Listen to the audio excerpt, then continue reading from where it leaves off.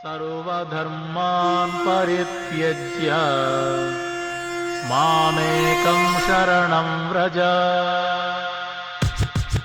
The miseries of material existence and the most hopeless conditions of life is the best possible opportunity to turn to God.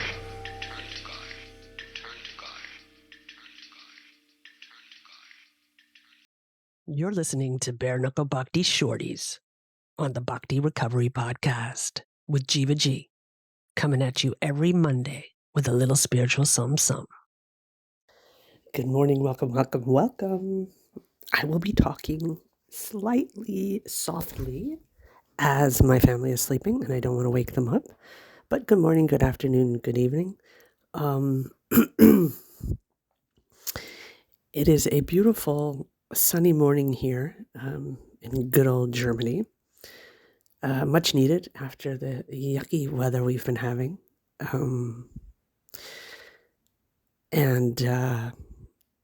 Yeah, man, so much has happened in a week, or in even just a half a week in the last days. I've had so many, realizations are a big word, but so many thoughts, contemplations, excuse me, contemplations and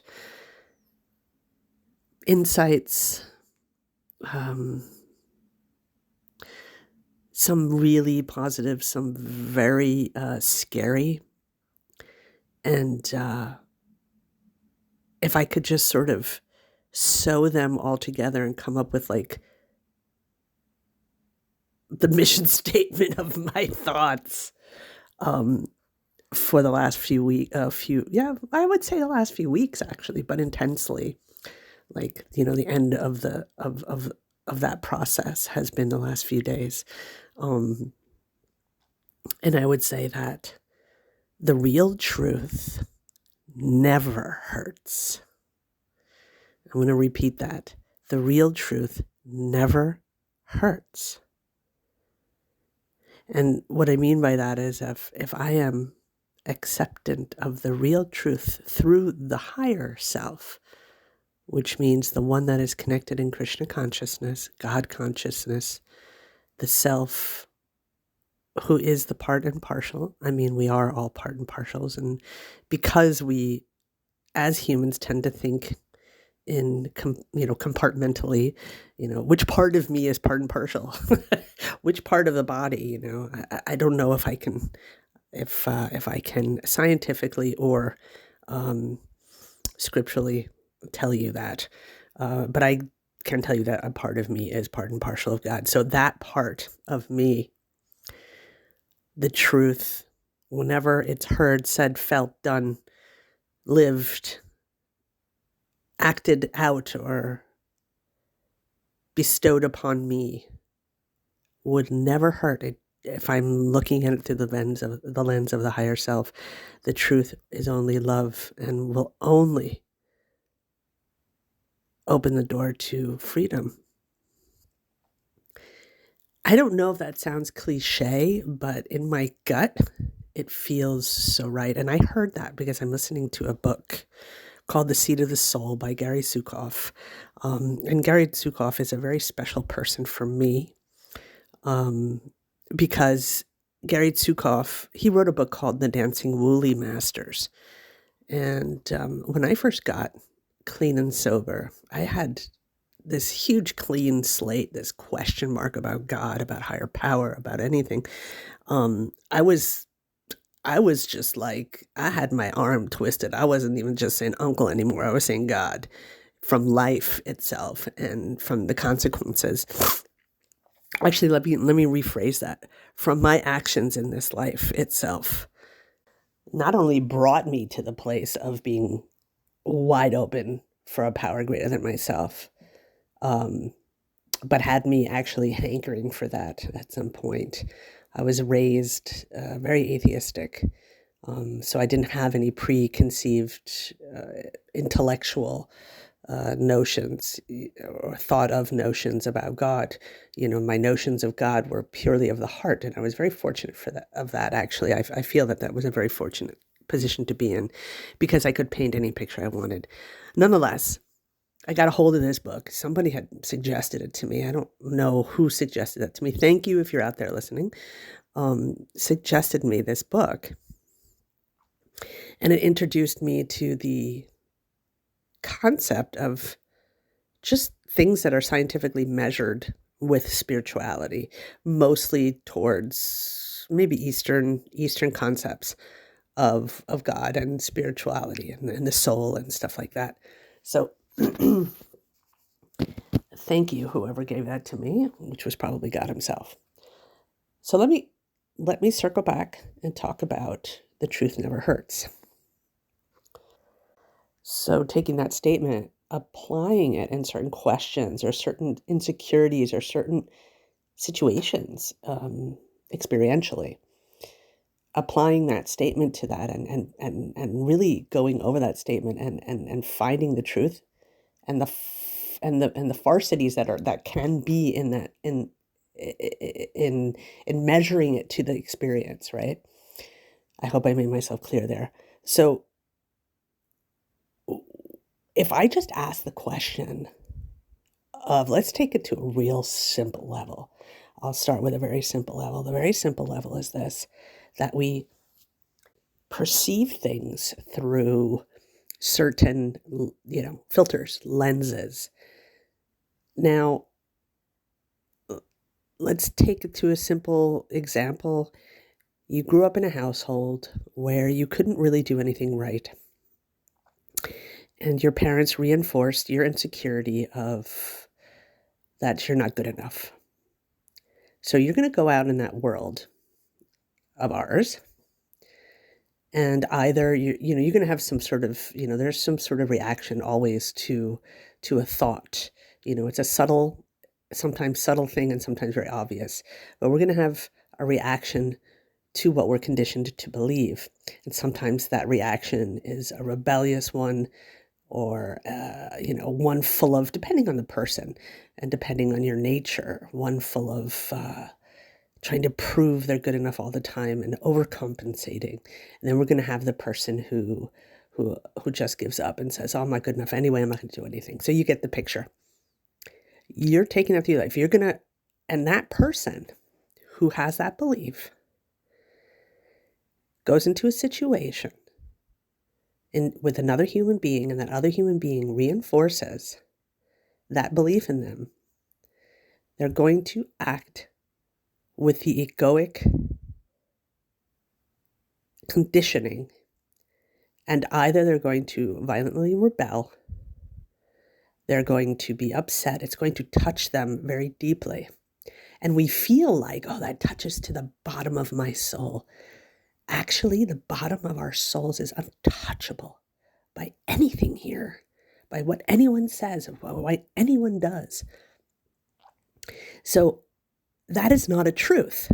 That is a condition. Being here in this world, that is one of our conditionings. That is something that is not a truth. We think it might be a truth on a subconscious level, even on an unconscious level, but it isn't. The truth is that we are eternal, divine beings that have, in this life, a one-in-a-lifetime chance to deprogram our conditionings by knowing that we are the divine, part and parcel of that, and concentrating on that. So keeping our eyes and our minds and our hearts centered on that divine truth, it shall never hurt. What does hurt is when our egos come into play and take this we have a conditioned way of computing things, processing things. And this is why I get myself into very complex reactions, feelings, because I know for a fact that most anything that I do that's not out of true love is my conditioning and is probably it's in the end there for me to learn any reactions, any feelings, any things. So digging deep into that, sometimes I can go down a rabbit hole that has to stop at some point. Now, how do I do that? I have to keep myself, I have to first be very reflective about myself. I have to go in, reflect, take my reflections, and then use them experientially in my life. Now, I'm going to make mistakes. Oh boy, am I going to make mistakes. When I say this, I mean this from the bottom of my heart. I am a pure spirit soul fumbling through this life, trying to wash off and untangle myself from my conditionings constantly. And sometimes I do that to my detriment. Sometimes my concentration is on fixing things. And this is where it comes in. I can't fix myself. That's like the 6th and 7th step. What I can do is when I'm fumbling around and making mistakes is be very aware of what I'm doing and try to correct them the next time and ask God to come into my life and help me. Help me remove those. Help me be close. Help me stay close. It's like sometimes I feel like this kid who's constantly like wants to be around the Mother God, and then constantly wanders off. I get into some sort of trouble. I run back. God is always there for me, and then I know I'm safe. Now let's zoom out. This is what we do as souls. We decided at some point to come back here. That is on us, And this is the thing, and this is the thing that I believe in my experience. No matter what horrific things and I'm going to say this quote unquote, has happened to me. And I don't mean I'm going to quote unquote that with happened for me. That as well. But what I mean is I take responsibility for my karmic reactions. Now, no, I'm not consciously responsible for being an addict in that way, for having that condition, I would say. Disease in the 12-step speak. I am responsible for my recovery. Now, that's a good old 12-step saying, and I truly believe that. When I come into Krishna consciousness, we have a slightly different take on things, that we are responsible. We're responsible for everything here because of our past lives and whatever else. And no, not because of punishment. It's just a karmic reaction. If you chuck a ball up, the ball is going to come down. If you, I don't know, pour gas in a plant, the plant will die. It's not like the plant is punishing you. It's just because of what we've done. So the truth only hurts the ego. Like I said, the truth never hurts. It never hurts the true nature of what we are. But the truth hurts the ego and our conditionings. And that's where I'm at right now. Trying to kind of untangle myself with that. It's like I said, like running off from Mother God, Father God, running off and getting into all kinds of mischief. And then, trying to find my way back. And God's always there with arms open, waiting for me. That's the truth. I want to share something else as well. I was sitting in the car. I had a surgery done the other day. And after the surgery, I was, I don't know, I'm a recovering addict. I've been a recovering addict for 27 years. And after, a full anesthesia, by the way, here in Germany or in Europe, you can ask for the non-opiate one. I did that. But afterwards, I was feeling kind of, I don't know, a little emotional, up, down, not feeling so great. And because my mind, and my egoic mind, I would have to say, the ego mind, the false self, the false ego. I don't even want to call it a false self, but for lack of a better word right now, the self away from God, let's put it that way. The self away from God, the self away from the truth, had been thinking. That's not a good place to be. The self away from God has been thinking. And this huge swell of immensity hit me, like this ocean of wow, I'm eternal, and thinking, oh my God, I might have to do this over and over and over again. I might have to be on Earth or other planes over and over again until I make it to rest, for lack of a better term. I'm just saying rest as my conditioned part is saying rest. That's how I would receive it. So, and actually, this was a very scary thought. At that moment, I thought, oh my God. And that's when I realized that the only thing that I really have here is radical responsibility. I've got radical responsibility plus the mercy of God. And that's when it took me out of the fear. That, yes, I have radical responsibility. But if I ask God to help me with all of this, I can evolve as a soul. And this was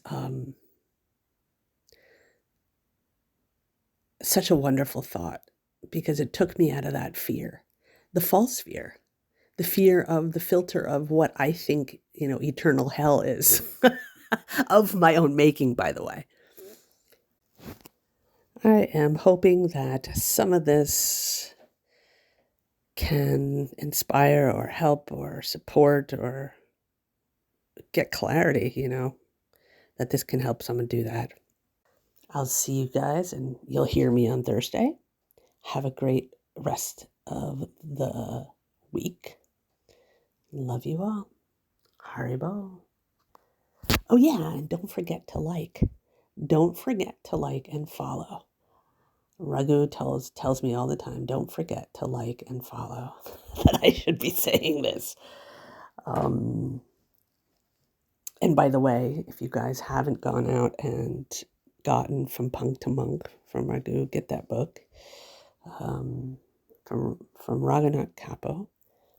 It is an amazing story. Raghu is a very special person. And we love him very much.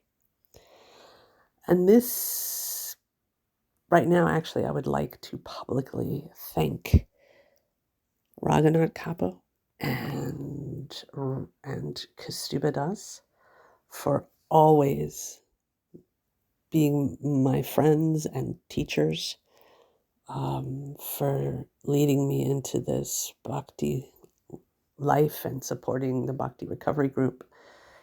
I'm very grateful, very, very, very grateful to you. And if you or anyone is suffering from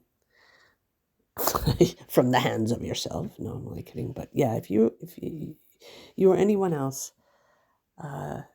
is battling with addiction, with codependency, with being an adult child of an alcoholic, with eating disorders, any kind of addiction, because it's such a huge spectrum out there, please try a 12-step program. Go to any local 12-step group. You can come to the Bhakti Recovery Group. You can check us out online. That's www.bhaktirecoverygroup.com. We have online Zoom meetings. You are welcome to join us. There are no dues, no fees. And we also encourage, please, getting help in any way that looks for you. If we can be of any help, we're happy to be there.